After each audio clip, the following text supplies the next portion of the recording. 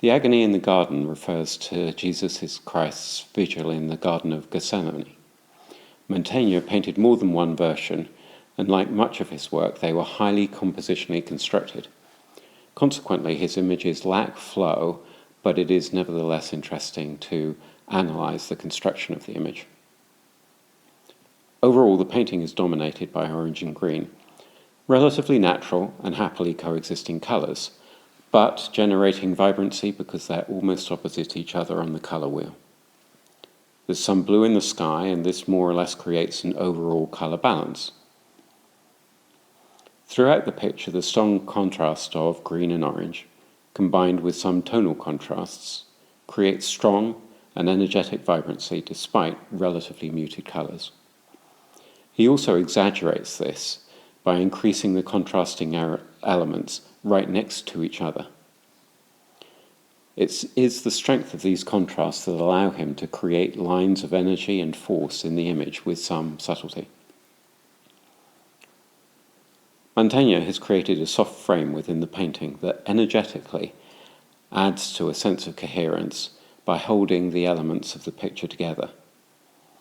He does this by lining up disparate pictorial elements along each side. Down the left-hand side, cracks in the rocks, the towers in the city, and a small rock at the bottom left corner. Along the bottom, from that same rock through the roots of the tree and the feet of the disciples.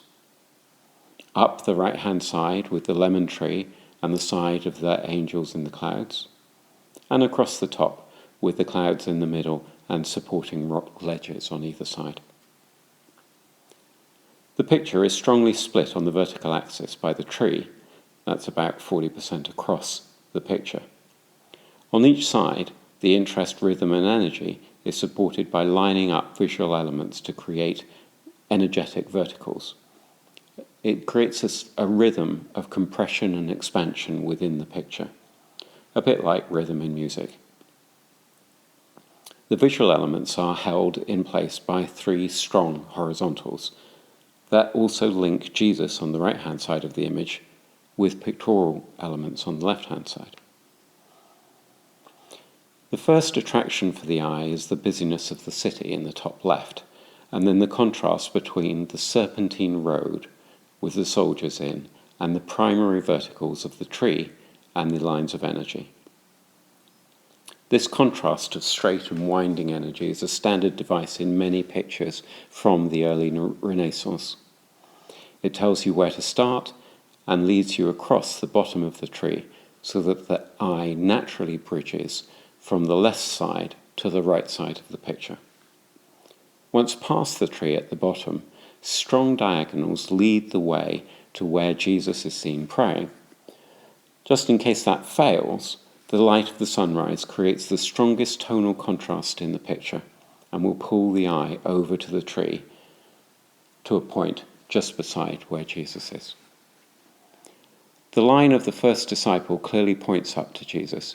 Jesus' head is the pinnacle of a strong triangle, which is the main compositional element on the right side of the image, with all the symbolism that being the top of a triangle represents. There's also a diamond shape that reinforces the praying hands of Jesus with his head, and many other supporting lines of energy and tonal contrasts that draw the eye to Jesus, including the main contrasting diagonals in the image.